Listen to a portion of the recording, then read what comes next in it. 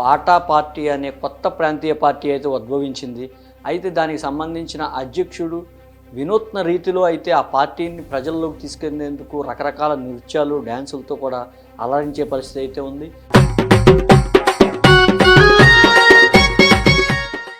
ఇప్పుడున్న పార్టీలన్నీ దద్దమ్మ పార్టీలు. బీఆర్ఎస్ కానీ, కాంగ్రెస్ కానీ, బీజేపీ కానీ కేంద్రంలో ఈ దద్దమ్మ పార్టీలు 75 ఏళ్ళుగా పరిపాలిస్తున్నారు. ఏమైనా సాధించారా? పేదరికం అలాగే ఉంది, అజ్ఞానం అలాగే ఉంది, అవివేకం అలాగే ఉంది. 8 నెలల నుంచి పార్టీ నడుపుతున్నారు కాబట్టి ఈ 8 నెలల్లో ప్రజల సమస్యలు ఏ విధంగా గమనించారు? అదేవిధంగా మీ పార్టీ యొక్క ముఖ్య సిద్ధాంతాలు? మా పార్టీ యొక్క ముఖ్య సిద్ధాంతాలు, ప్రతి ఒక్కరికి నెలకు 30,000 జీతం అనేది కంపల్సరీ మేము ఇచ్చి తీరుతాం. మాకు అధికారం ఇవ్వాలి. పేద మహిళలకు నెలకు మంచి బ్రహ్మాండంగా సన్నబియ్యం 1 క్వింటాల్ ఉచితంగా ఇస్తాము. ఒక గ్యాస్ సిలిండర్ ఉచితంగా ఇస్తాము. ఒక నానో కార్ లాంటిది ఆడవాళ్ళు, పేద మహిళలు కూడా కారు నడపాలి కాబట్టి వాళ్ళకు మేము ఉచితంగా ఇస్తాము. అలాగే మెడలో 2 తులాల గోల్డ్ చైన్ కూడా ఉచితంగా ఇస్తాము. మీరు చిన్న గోచి కట్టుకుని 2 చేతులతో జెండా పుచ్చుకుని పాటలు పాడడం కూడా మేము వీడియోలు చూసాం. దానివల్ల ప్రజలకి మీరు ప్రమోట్ చేస్తున్నారా పార్టీని, లేదంటే ఏమైనా సందేశం ఇస్తున్నారా? హాయ్, నమస్తే, వెల్కమ్ టు మనం టీవీ. తెలంగాణ రాష్ట్రంలో అనేక పార్టీలు అయితే ప్రాంతీయ పార్టీలు కావచ్చు, అదేవిధంగా సెంట్రల్ పార్టీలు కూడా ఉన్నాయి. కాంగ్రెస్, బీఆర్ఎస్, సిపిఎం, సిపిఐ పార్టీలు కూడా ఉండడం జరిగింది. అయితే దానికి పోటీనిచ్చే విధంగా అయితే పాటా పార్టీ అనే కొత్త ప్రాంతీయ పార్టీ అయితే ఉద్భవించింది. అయితే దానికి సంబంధించిన అధ్యక్షుడు వినూత్న రీతిలో అయితే ఆ పార్టీని ప్రజల్లోకి తీసుకెళ్లేందుకు రకరకాల నృత్యాలు, డ్యాన్సులతో కూడా అలరించే పరిస్థితి అయితే ఉంది. అయితే ఆయన ఎవరు ఏంటి అనేది మన పక్కనే ఉన్నారు. ఆయన పేరే మచ్చర్ల వెంకటరెడ్డి గారు. అయితే ఆయన ఎన్కౌంటర్ పిక్చర్స్కి సంబంధించిన ఏదైతే బ్యానర్ ఉందో బ్యానర్కి నిర్మాత కూడా ఆయన వహించడం జరుగుతుంది. అయితే ఆయన్ని అడిగి మరిన్ని విషయాలు తెలుసుకుంటాం. అసలు పాటా పార్టీ ఏంటి, పాటా పార్టీ సిద్ధాంతాలు ఏంటి, ఆయన్ని అడిగి తెలుసుకుందాం. సార్ నమస్తే. సార్ సార్ ఏంటి పాటా పార్టీ అని ఎందుకు పెట్టాల్సి వచ్చింది? పాట అంటే పాట పనితో పాట పుట్టింది. సో పాట పని, పాట పైసా. సో జనరల్గా ఎట్లుంటుందంటే కార్మికులు పని చేసేటప్పుడు పాట పాడతారు. సో అందుకే పాట పనితోనే పుట్టింది, పని పాటతో జత కట్టింది. కాబట్టి పాట పని పైసా. ఆ ఉద్దేశంలో నేను పాట అని ఒక రాజకీయ పార్టీ పెట్టాను. సో ప్రతి ఒక్కరికి తెలంగాణలో నెలకు 30,000 జీతం ఇస్తాను, పని కల్పిస్తాను. పని ఉన్నా లేకున్నా పని దొరికేంత వరకు నెలకు 30,000 జీతం ఇస్తాను. కాబట్టి ఆ ఒక మంచి బృహత్తరమైన మహత్తరమైన పెద్ద ఆశయం కొద్దీ ఇది పెట్టాను. ప్రజలందరూ ఆర్థికంగా ఎదగాలి. ఇప్పుడు గ్రామాల్లోకి వెళ్తే నెలకు జీతం ఎంత ఇస్తుండ్రాయి అంటే 6,000, 7,000, 8,000. మేమేం చేస్తున్నాము? 30,000 ఇస్తున్నాము. ఆ కార్మికుడు, ఆ జీతగాడు ఎప్పుడు వస్తున్నాడు? ఉదయం 5 గంటలకు వస్తున్నాడు, మళ్ళీ రాత్రి ఎప్పుడో 8, 9 గంటలకు పోతున్నాడు. ఆయనకు సెలవు లేదు, ఏమీ లేదు. ఇది ఎంత అన్యాయము, అక్రమము, అధర్మము. ఏ రాజకీయ పార్టీ కూడా పట్టించుకోవట్లేదు. ప్రైవేటు వ్యవస్థ డామినేషన్ కాబట్టి ఇప్పుడున్న పార్టీలన్నీ దద్దమ్మ పార్టీలు. బీఆర్ఎస్ కానీ, కాంగ్రెస్ కానీ, బీజేపీ కానీ కేంద్రంలో ఈ దద్దమ్మ పార్టీలు 75 ఏళ్ళుగా పరిపాలిస్తున్నారు. ఏమైనా సాధించారా? పేదరికం అలాగే ఉంది, అజ్ఞానం అలాగే ఉంది, అవివేకం అలాగే ఉంది, మూఢనమ్మకాలు అలాగే ఉన్నాయి. ఇప్పటికీ మంత్రాలు తంత్రాలని ప్రజలను చంపుతానే ఉన్నారు. ఈ మధ్య మొన్న ఒక లేడీ ఏదో మంత్రం చేస్తుందని మొత్తం పళ్ళని ఊడగొట్టేశారు. ఈ పోలీసు వ్యవస్థ ఏం చేస్తుంది? ఈ అధికారులు ఏం చేస్తున్నారు? ఈ ముఖ్యమంత్రి ఏం చేస్తున్నాడు? ఈ ప్రధానమంత్రి ఏం చేస్తున్నాడు? ఒక్క నా కొడుకు కూడా చైతన్యం లేదు. వీళ్ళంతా దద్దమ్మ నా కొడుకులు. నేను పూర్తిగా చైతన్యవంతుని. రాజ్యాంగం తెలుసు, షెడ్యూల్స్ తెలుసు, సెక్షన్స్ తెలుసు, ఆర్టికల్స్ తెలుసు. ఇప్పుడున్న వాళ్ళంతా చదువు లేదు, మన్ను లేదు, మశానం లేదు, దద్దమ్మ పార్టీలు. అందుకని ప్రతి ఒక్కరికి నెలకు 30,000 జీతం ఇస్తే దుబాయ్, మస్కట్ విదేశాలకు పోవాల్సిన అవసరమే లేదు. అందుకని నేనేం చెప్తానంటే మనము డెవలప్ కావాలా, మాలాంటి పేదవాళ్లకు ఓటేసి అధికారం ఇస్తే పేదరికాన్ని మొత్తం తీసేస్తాం. ఆర్థిక వ్యవస్థను ఎలా డెవలప్ చేయాలో మాకు తెలుసు. బాగా చదువుకొని సిద్ధాంతాలు ఎంతో బ్రహ్మాండంగా తెలిసిన మార్క్సిజము, లెనినిజము, మావోయిజము, గాంధీజము, క్యాపిటలిజము, సో నియంత్రిత వ్యవస్థ, బానిస వ్యవస్థ, ఆదిమ కమ్యూనిజము, ఆదిమ సమాజం ఇవన్నీ తెలిసిన నక్సలైట్లు, మావోయిస్టులను, యువకులందరినీ ఇప్పుడున్న రాజ్యాంగాన్ని అడ్డుపెట్టుకొని ఆ పోలీసులు ఎవరయ్యా చదువురాని దద్దమ్మలు, కానిస్టేబుల్, వాళ్ళకి ఏం తెలుసు, డ్యూటీ అని వీళ్ళని చంపేస్తున్నారు. సో ఆ మేధాశక్తిని అంతా మనం కోల్పోతున్నాం. ఎందువల్ల? ఆర్థిక వ్యవస్థ సరిగా లేనందువల్ల. సో ఆర్థిక వ్యవస్థను సరిగా చేస్తే ఎవరు కూడా కొట్లాడరు. ఒక ఫ్యాక్టరీ ఉందనుకో, ఆ ఫ్యాక్టరీలో హిందూ పనిచేస్తాడు, ముస్లిం పనిచేస్తాడు, అన్ని కులాల వాళ్ళు పనిచేస్తారు కదా. దేని కొరకు పనిచేస్తారు? పైసల కోసం పనిచేస్తారు, డబ్బు కోసం పనిచేస్తారు. ప్రధానంగా మీ పార్టీ యొక్క సిద్ధాంతాలు ఏంటి? పైగా మీరు ముందుగా మీరు రాష్ట్ర అధ్యక్షులుగా 8 నెలల నుంచి పార్టీ నడుపుతున్నారు కాబట్టి ఈ 8 నెలల్లో ప్రజల సమస్యలు ఏ విధంగా గమనించారు? అదేవిధంగా మీ పార్టీ యొక్క ముఖ్య సిద్ధాంతాలు? మా పార్టీ యొక్క ముఖ్య సిద్ధాంతాలు ప్రతి ఒక్కరికి నెలకు 30,000 జీతం అనేది కంపల్సరీ మేము ఇచ్చి తీరుతాము. మాకు అధికారం ఇవ్వాలి. పని ఉన్నా లేకున్నా నెలకు 30,000 జీతం అనేది ప్రతి ఒక్కరికి కంపల్సరీ ఇస్తాము. పేద మహిళలకు నెలకు మంచి బ్రహ్మాండంగా సన్నబియ్యం 1 క్వింటాల్ ఉచితంగా ఇస్తాము. ఒక గ్యాస్ సిలిండర్ ఉచితంగా ఇస్తాము. ఒక నానో కార్ లాంటిది ఆడవాళ్ళు, పేద మహిళలు కూడా కారు నడపాలి కాబట్టి వాళ్ళకు మేము ఉచితంగా ఇస్తాము. అలాగే మెడలో 2 తులాల గోల్డ్ చైన్ కూడా ఉచితంగా ఇస్తాము. ఎందుకంటే పేద మహిళలు పాపం జీవితంలో బంగారే పెట్టుకొని ఎరగరు. సో వాళ్ళు బంగారం లేక పసుపు తాడు, నల్లపూసల దండ, రోల్డ్ గోల్డ్ పెట్టుకుంటే రోల్డ్ గోల్డ్ మళ్ళీ అది ఫేడ్ అవుట్ అవుతుంది కలర్, మళ్ళీ ఇంకొక రోల్డ్ గోల్డ్. పసుపు తాడు పెడితే అది ఫేడ్ అవుట్ అయితే మళ్ళీ ఇంకొక కొత్త పసుపు తాడు, నల్లపూసల దండ అయిపోతే ఇంకొక, ఇదే జీవితాంతం వాళ్ళకు. అందుకని మా పాట ఏం చేస్తుందంటే పేద మహిళల మానసిక వికాసము, ఉల్లాసము, ఆనందము, సంతోషం కొరకు ప్రతి ఒక్క మహిళకు 2 తులాల గోల్డ్ చైన్ ఉచితంగా ఇస్తాము. కాబట్టి వాళ్ళకి నెలకు 30,000 జీతం కూడా ఇస్తాము. వాళ్ళ పిల్లలకు చదువు కంపల్సరీ ఎడ్యుకేషన్ చట్టం కల్పిస్తాము. కంపల్సరీ పని చట్టం కల్పిస్తాము. ప్రతి ఒక్కరికి నెలకు 30,000 జీతం పని కల్పిస్తాము. ఎవ్వరు బెగ్గర్లాగా ఉండొద్దు, అడుక్కునే పరిస్థితి ఉండొద్దు, దాతలు అనేది ఉండొద్దు, దరిద్రులు అనేది ఉండొద్దు. ఈ సమాజాన్ని మొత్తం రాడికలిజం పాయింట్ ఆఫ్ వ్యూలో చేంజ్ చేస్తాము. కాబట్టి మా పాటాపాటి కోటేసి అధికారం ఇవ్వండి. ప్రతి ఒక్కరికి సేవ్ అవుతుంది కదా, మేలు అవుతుంది కదా. ఇప్పుడున్న ఏ ప్రధానమంత్రి నరేంద్ర మోడీ కానీ, రేవంత్ రెడ్డి కానీ వీళ్ళకు పేదల విషయంలో ఎకనామిక్స్ చేత కాదు, ఆర్థికవేత్తలు కాదు. నరేంద్ర మోడీ ఎంతసేపు మతం అని ఆయన ఊరేగుతాడు.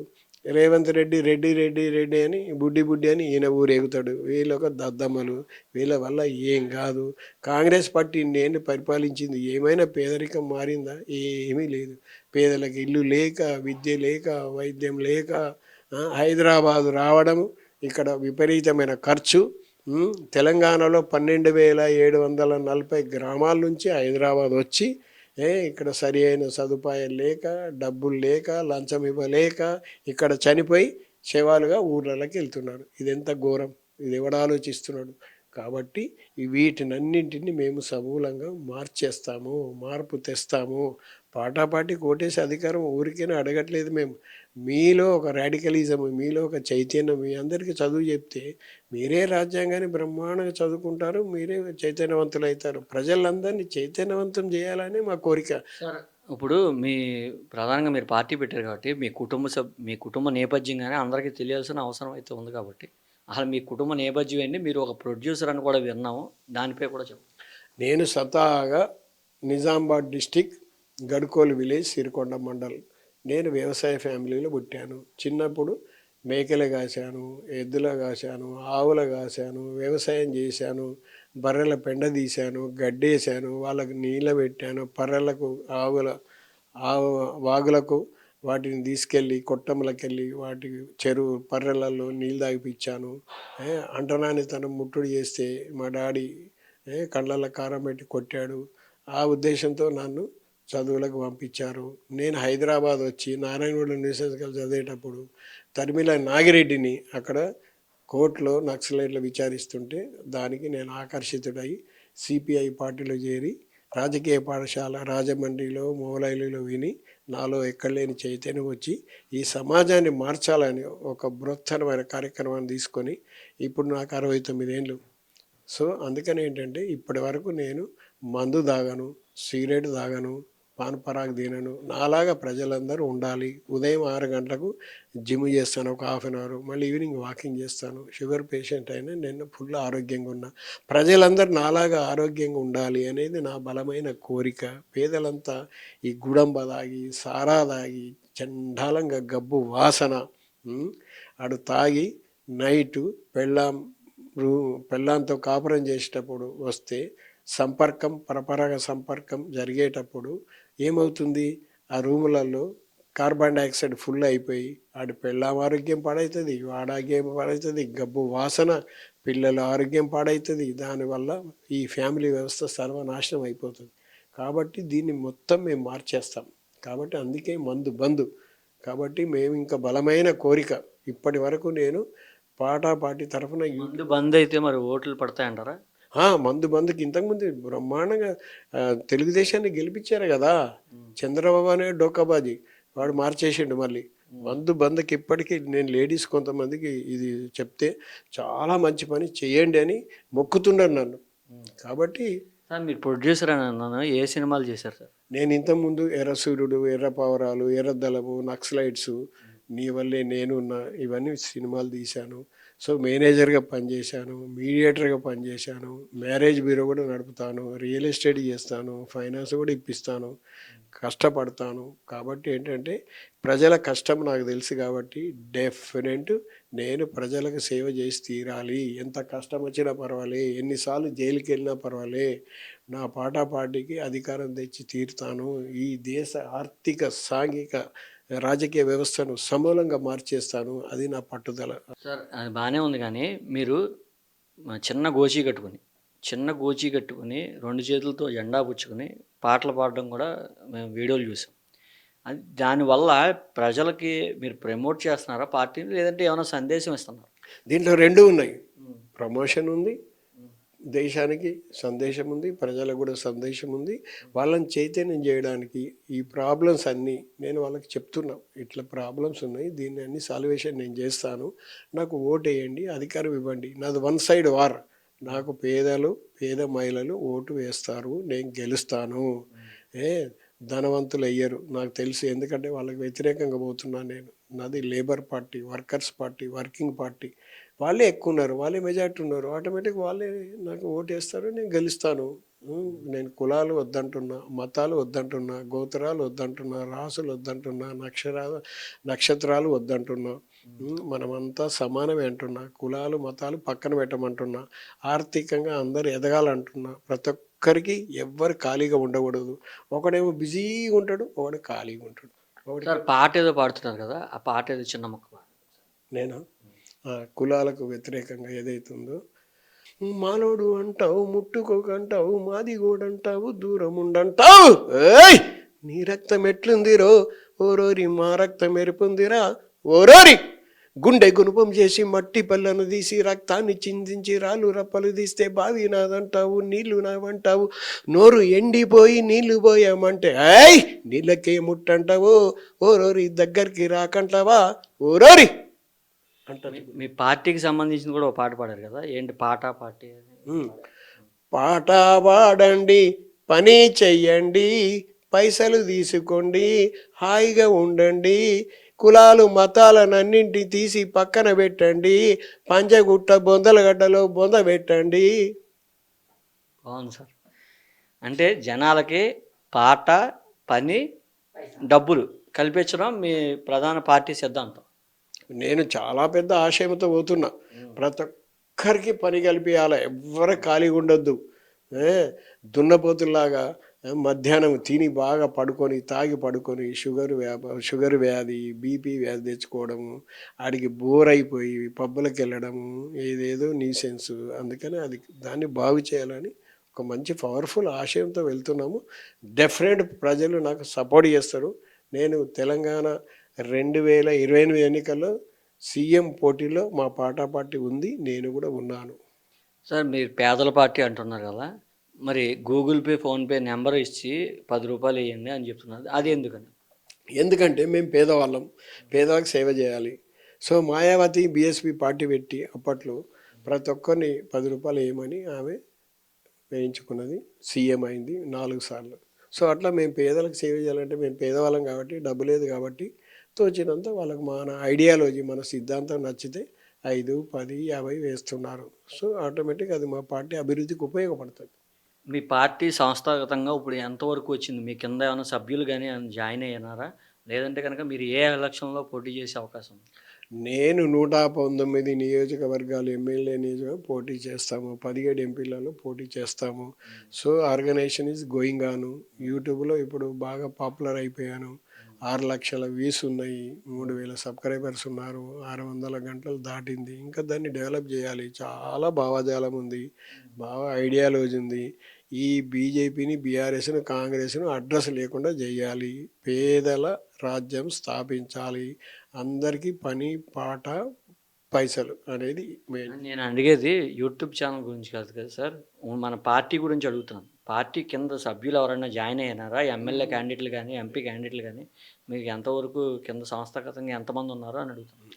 ఇప్పటి వరకు దగ్గర దగ్గర ఒక 10,000 మంది నేను కార్యకర్తలు తయారు చేసుకున్నా అన్ని నియోజకవర్గాలలో.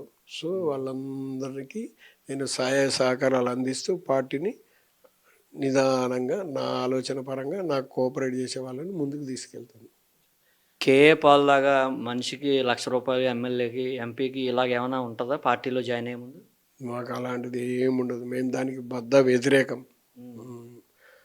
డబ్బులు తీసుకోవడము, టికెట్లు ఇవ్వడము అనేది ఈ కాంగ్రెస్ లాగా, బీజేపీ లాగా, బీఆర్ఎస్ లాగా మేము చెయ్యము. మాది వర్కింగ్ పార్టీ. ఈ క్యాపిటలిస్టులకు వ్యతిరేకం. వాళ్ళందరినీ బొందబెట్టాలన్నది మా పార్టీ సిద్ధాంతం. మీరు జీరో పాలిటిక్స్ చేస్తారా? లేదంటే కనుక ఓటుకి అందరిలాగానే డబ్బులు ఇచ్చేది ఏమైనా ఉంటుందా? డబ్బు ఇవ్వడం అనేది మేము బద్ద వ్యతిరేకం. డబ్బులు ఇచ్చే సమస్య లేదు. కంపల్సరీ వాళ్ళ సిద్ధాంతాల నుంచి ఓటేయాల్సింది, అంతే. There is no other go.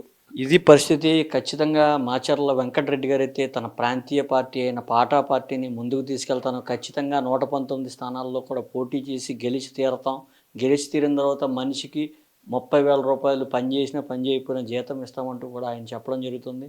అయితే ఆయన పాటా పార్టీకి గెలిపించి ముందు అవకాశం ఇవ్వండి అంటూ కూడా ఆయన చెప్పడం జరుగుతుంది. అయితే మరి ప్రజలందరూ కూడా నిర్ణయించుకోండి. ఎందుకంటే ప్రాంతీయ పార్టీలు అనేకమైన వచ్చినాయి కానీ మన తెలంగాణ కానీ ఆంధ్రప్రదేశ్లో కానీ ప్రాంతీయ పార్టీలకి ఎక్కువ పట్టం కట్టే పరిస్థితి ఉంది. పాటా పార్టీకి కూడా ఒక అవకాశం ఇవ్వాలని అయితే వెంకటరెడ్డి గారు అయితే కోరుతున్నారు.